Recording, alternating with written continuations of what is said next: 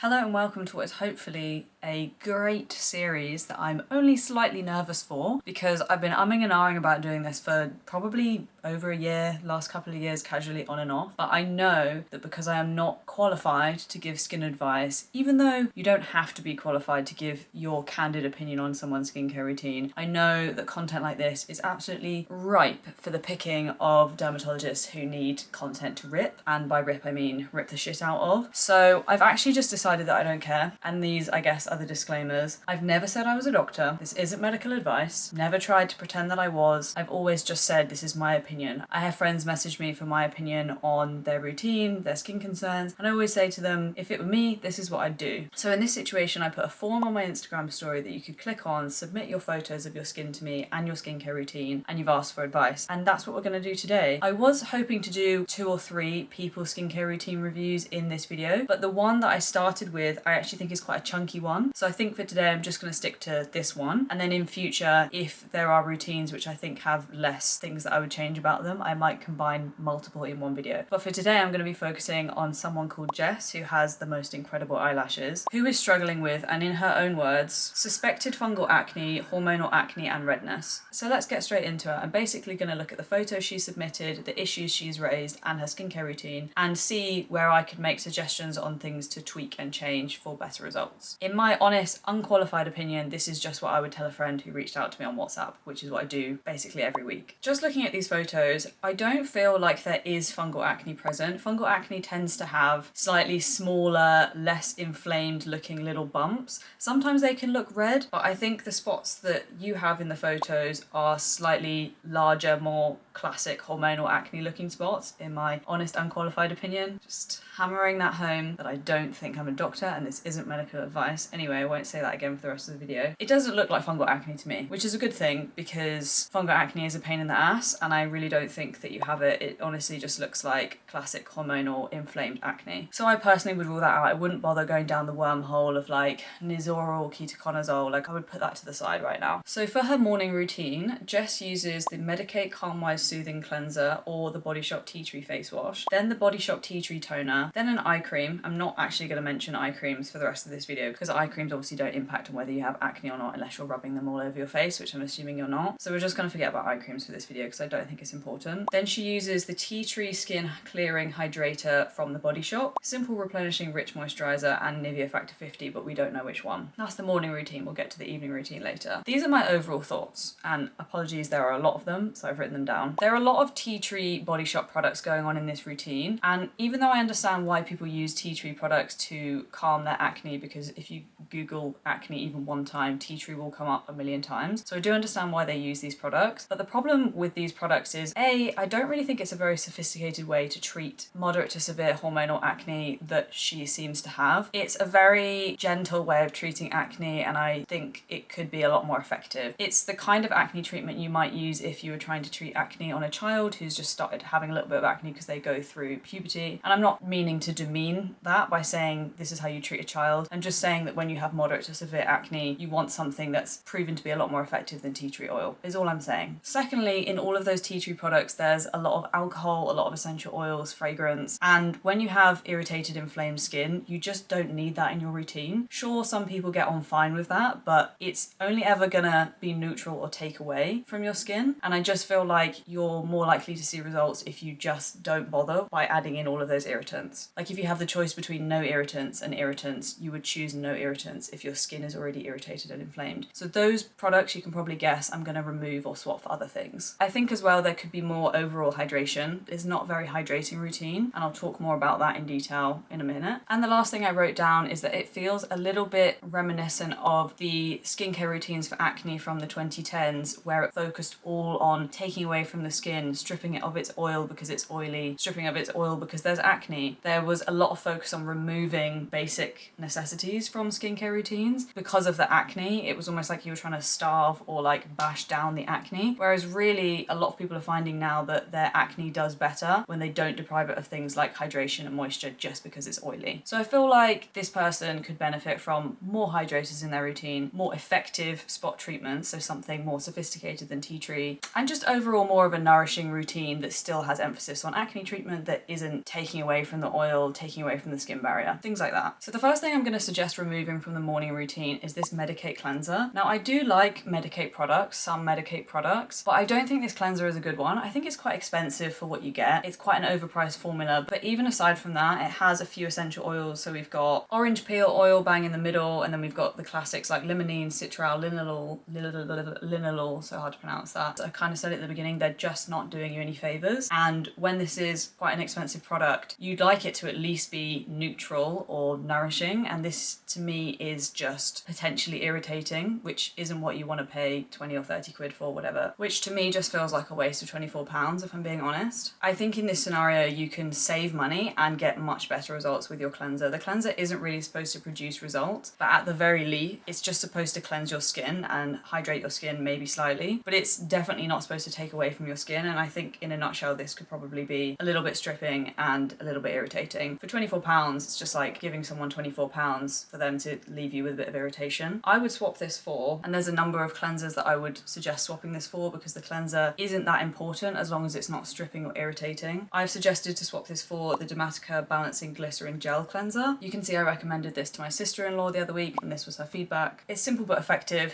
You don't need a deep cleanse in the morning. Even if you have oily skin, you're just washing away oil. You don't need it to be a deep cleanse like you would in the evening because you're wearing sunscreen or makeup. It's going to be neutral or add hydration to your skin, and there are no irritants or fragrance or essential oils in it. Keep it simple, swap it for something that's not going to take away from the skin. She then has this tea tree skin clearing toner. Again, I just don't think this is doing anything for you. We have alcohol, a bunch of different essential oils in there as well. The tea tree itself might help the acne slightly, but I feel like it comes at a cost of potential irritation, dryness, dehydrated looking skin. There are smarter ways to treat acne that have less potential negative consequences than using this toner, is all I'm trying to say. In the case of that toner, I would remove it and I wouldn't swap it for anything. You don't need a toner. The whole cleanse, tone, moisturize thing was probably just invented by a skincare brand, but nobody really needs a toner in their routine. You shouldn't be worrying about not having one. I don't use one. I like them, but I don't use things I don't need, and I think there's a difference. We then have the Tea Tree Skin Clearing Hydrator by The Body Shop, and what I think is quite interesting about this product is that it's not really hydrating at all. So I can understand why someone might use this and feel like they are adding hydration into their routine, but if you look at the ingredients, it's not really that hydrating. It has a lot of oils. Oils are not really that hydrating. They kind of just lock things in, but this isn't really adding any hydration or water to the skin. And again, we have the tea tree, so it's just kind of an attack of tea tree on the skin, like bam, bam, bam. How much more tea tree do you want? It just feels like an assault on the skin that's not really necessary. And again, like I said before, it's not a very sophisticated way to treat the acne. We don't need this much tea tree. And if you think about it, she's using this morning and night. That's a lot. That's an attack on the skin. And again, it's called a hydrator and it's not really hydrating. Now I would swap this for an azelaic acid, and I'm going to suggest the Theramid 15% one. 15% is the dose proven to be most effective in most of the studies that we have. So for someone with moderate acne like Jess has, I would go for the 15%. I think people get scared by numbers like 15%, or when you find out that 15% is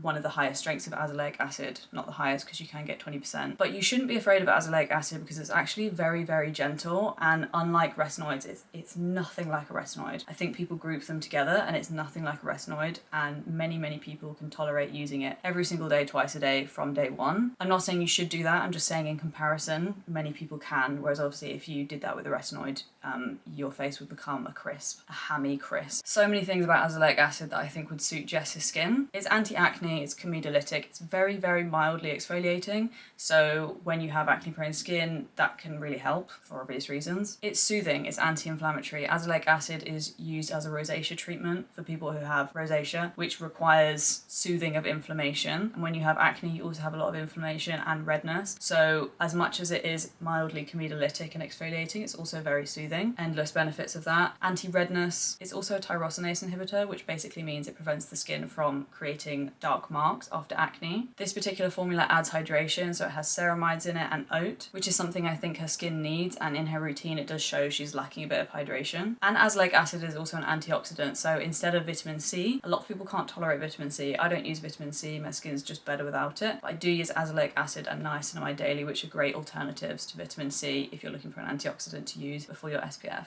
So this is her new morning routine. We've swapped the cleanser, we've removed the toner, we've swapped the hydrator that isn't hydrating for an azelaic acid. We're keeping the simple rich repairing cream and the mystery sunscreen, whose name we do not know. So that's the morning routine. We've simplified it down and we've made smarter swaps. tops. Moving on to the evening, and this arm, because this arm is tired from holding the laptop. I need an iPad or something, but I can't stand buying any more stuff. So she says that the evening routine is the same again, but without the hydrator and the SPF. So I understand why you'd remove the SPF. Don't understand why you'd remove the hydrator. Granted, the hydrator isn't very hydrating, but why would you remove the hydrator in the evening? You need hydration morning and evening, in my opinion. And again, I'm ignoring eye creams. So the current routine she has is again that Medicate cleanser, the tea tree toner, the repairing rich cream, and that's it. I'm going to recommend that you add in some kind of hydrating barrier serum. I've got suggestions from Avene Oat. I've got multiple suggestions on my blog. In case you don't know, I run a skincare blog, and on my product recommendations page, I basically list every product for every category. So if you're looking for like a cleanser, a sunscreen, a barrier serum, I have a page for each of those categories, and you can mix and match from your routine. So you can just pick and choose ones like that are within your budget, brand preference, and region, for example. But really any of these ones, so like the Avene Oat Serum, the Binoma Phytomucin, or the Purito Centella Unscented, any one of those would be fine. I just think you need one in your routine, and I'm talking to you, anyone, but also Jess, because I'm going to suggest we add in, quite predictable, a retinoid. A retinoid is that sophisticated way of treating acne compared to tea tree oil that I was talking about earlier. Tea tree oil is like level 1 treating acne. Retinoids is like level 4, the gold standard of treating acne. It's the smart way to treat acne. It's what you would get from a dermatologist. Basically any dermatologist, if you had acne, they would probably suggest you use some kind of retinoid. And there is benzoyl peroxide, but I think in this person's case, retinoids is more appropriate. Listing all the things that retinoids do that tea tree oil doesn't do.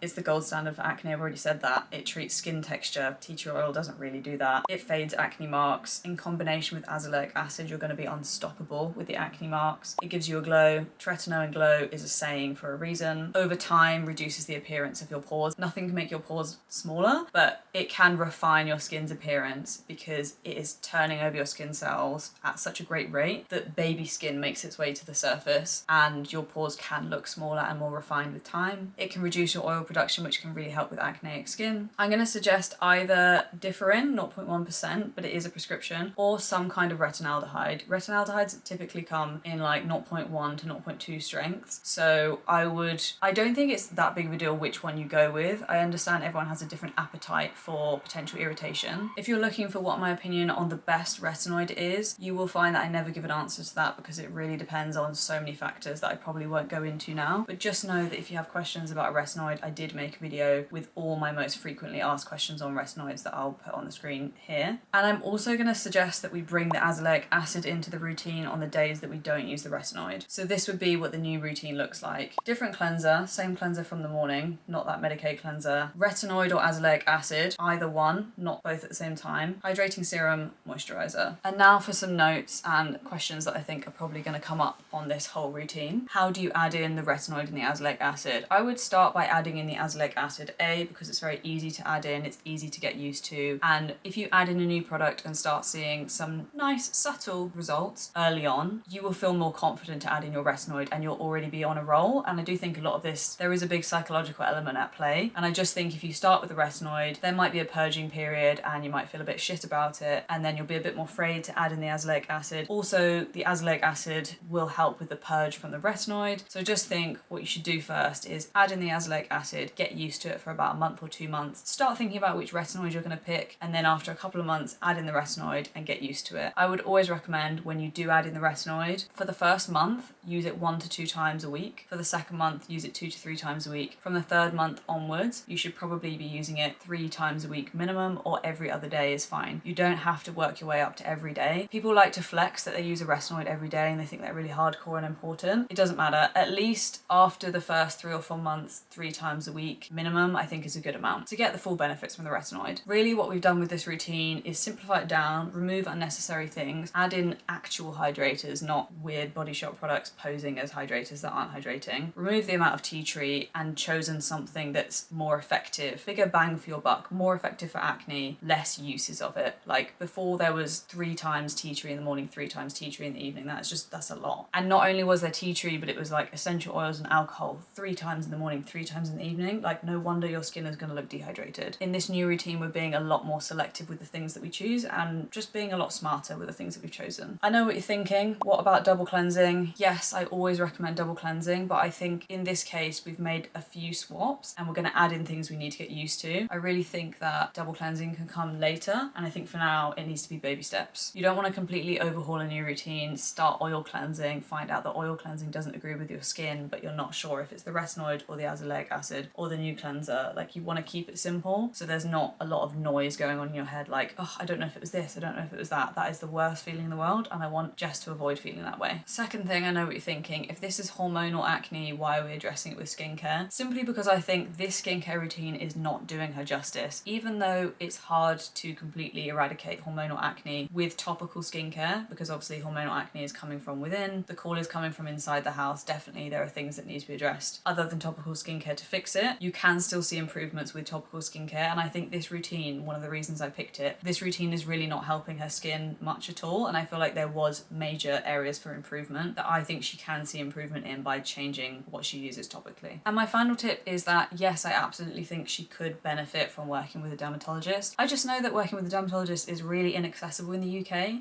It literally costs £300 for a 15-minute appointment, which is shocking. And to see a dermatologist on the NHS is basically impossible. And if you've ever tried to see one from the NHS, you would know that. I was supposed to have a dermatology appointment for June the 9th, which is my literal birthday, that was booked for me in November, and I've just got a text message. So first of all, they booked me for an appointment for 7-8 months for a rash I've had for a year, 7-8 months, and then I've just got a text to say it's been cancelled and it's not getting reappointed. So that's what it's like trying to get a dermatology appointment on the NHS, and I love the NHS. My mum works with the NHS, but unfortunately it's under a lot of stress right now. It's actually just not that accessible for people in the UK to see a dermatologist. It's basically a rock and a hard place. Do you want to pay £300 for 10 minutes, or do you want to wait a year for an appointment? And that's why I don't feel bad about making content like this. I've gone off track a little bit. In a nutshell, I think there's definitely room for improvement with the changes that I've suggested in the skincare routine. But no, I don't think hormonal acne can be 100% solved with just topical treatment changes. So skincare, creams, things you put on your face. I do think she might see success if she were to change some things about her diet and lifestyle, which I know is very controversial advice. I'm not going to get into that today because I feel like that's just a whole nother conversation. But yes, I do believe skin, diet and lifestyle are linked very closely. And that's not me blaming someone. That's not me saying you are unhealthy, therefore your skin is bad. I'm not saying that whatsoever. Not everyone has the same starting point for skin. Some people are just genetically predisposed to be more likely to have acne than others, and their lifestyle therefore affects their skin more so than it does others, and that's just really unfair and frustrating fact about skin, and I wish it weren't that way, but I do believe that it is. So let me know what you thought of this format. Was it clear to follow? That's something I really want it to be. I want it to be clear to follow so that you know what I'm removing, why I'm removing it, what I'm swapping it with. I'll put all of the links in the description box for the things that I've recommended to Jess, and I'd love feedback on whether you'd like multiple of these in one video or whether I should just keep it to one person per video. What you think of this as a whole, anything that I could have added, please let me know.